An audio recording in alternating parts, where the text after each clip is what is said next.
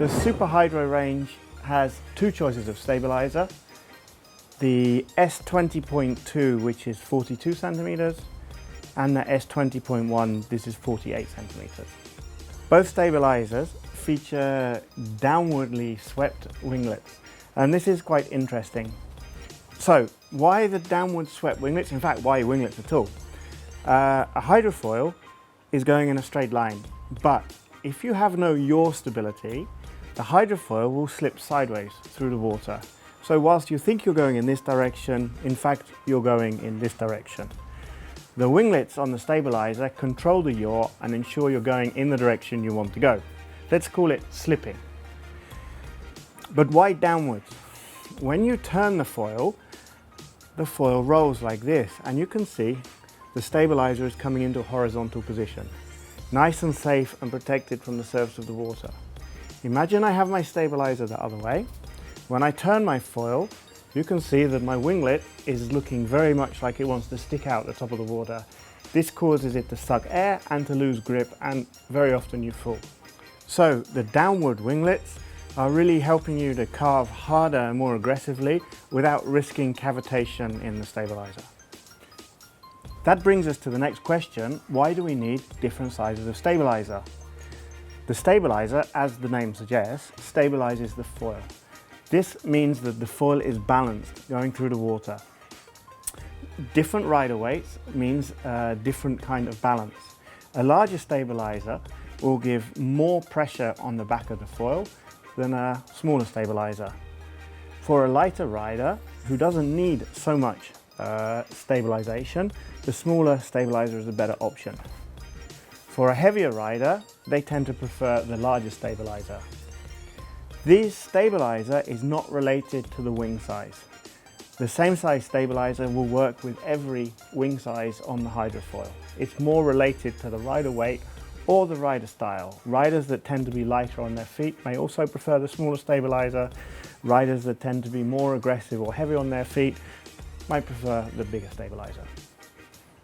Now you'll find these little chaps packed with your SupraHydro, and you might wonder what they are.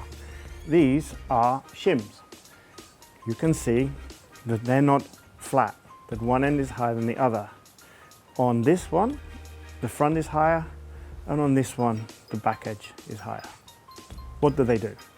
The shim with the thicker front edge, this reduces the amount of negative angle on the stabiliser by 1 degree. This shim with the thicker trailing edge, this increases the amount of negative angle on the stabiliser by 1 degree. With your SupraHydro, you'll notice that they're different colours. But I don't have different colours, so I have to explain it like this. Why do you want to change the angle on your stabiliser? The stabiliser is counteracting the natural effect of gravity on the foil. Gravity says that the foil always wants to drop.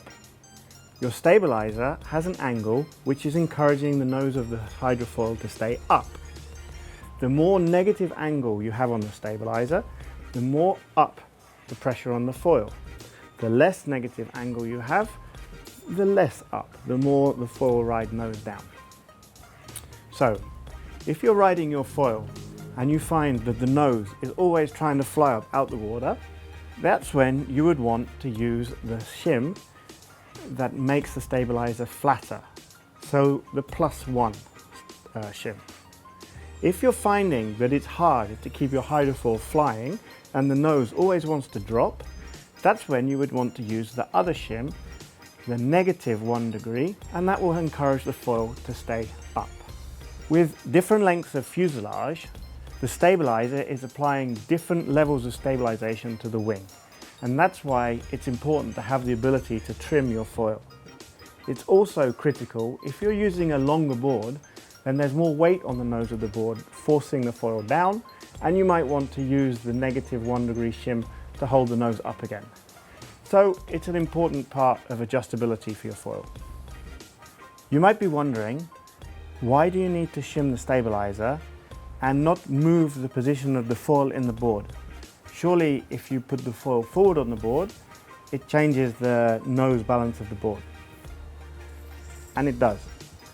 But moving the foil forwards and backwards in the board doesn't adjust the amount of nose lift or nose drop of the foil, because this is controlled by the stabilizer and its angle. Moving the foil forwards and backwards in the board simply adjusts the position of the lift of the foil between your 2 feet. Move the foil backwards, you'll have more pressure on your back foot.